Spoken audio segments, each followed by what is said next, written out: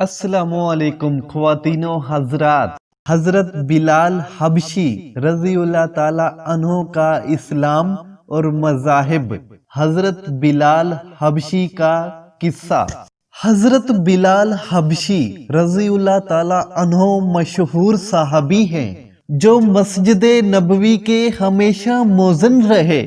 شروع میں ایک کافر کے غلام تھے، اسلام لے آئے جس کی وجہ سے طرح طرح کی تکلیفیں دی جاتی تھیں۔ امیہ بن خلف جو مسلمانوں کا سخت دشمن تھا، ان کو سخت گرمی میں دوپہر کے وقت تپتی ہوئی ریت پر سیدھا لٹا کر ان کے سینے پر پتھر کی بڑی چٹان رکھ دیتا تھا تاکہ وہ حرکت نہ کر سکے، اور کہتا تھا کہ یا اس حال میں مر جا اور زندگی چاہے تو اسلام سے ہٹ جا، مگر وہ اسی حالت میں بھی احد احد کہتے تھے۔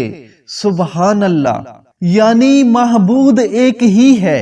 رات کو زنجیروں میں باندھ کر کوڑے لگائے جاتے اور اگلے دن انہی زخموں کو گرم زمین پر ڈال کر اور زیادہ زخمی کیا جاتا تاکہ بے قرار ہو کر اسلام سے پھر جائیں یا تڑپ تڑپ کر مر جائیں۔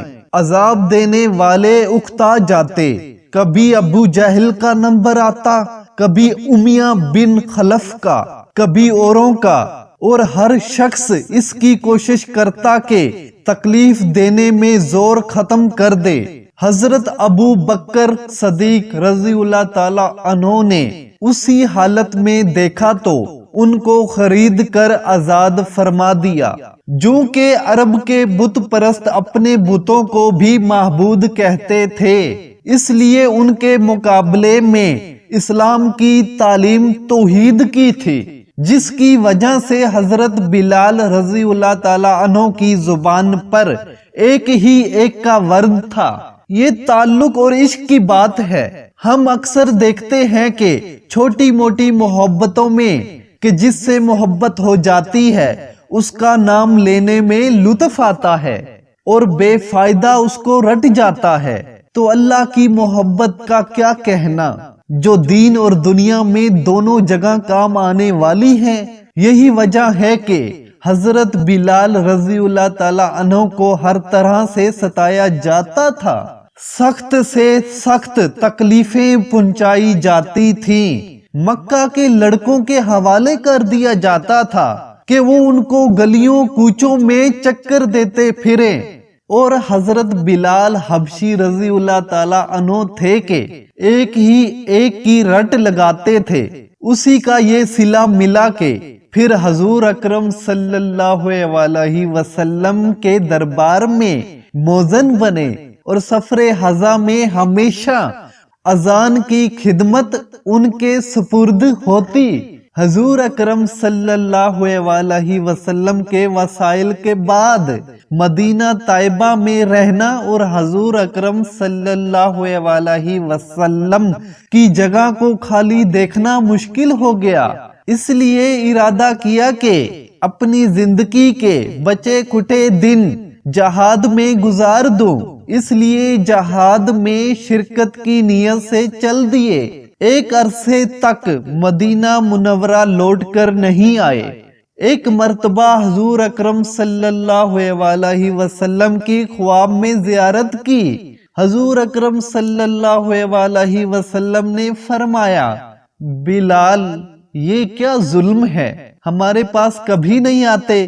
تو آنکھ کھلنے پر مدینہ طیبہ حاضر ہوئے۔ حضرت حسن رضی اللہ تعالی عنہ، حضرت امام حسین رضی اللہ تعالی عنہ نے اذان کی فرمائش کی۔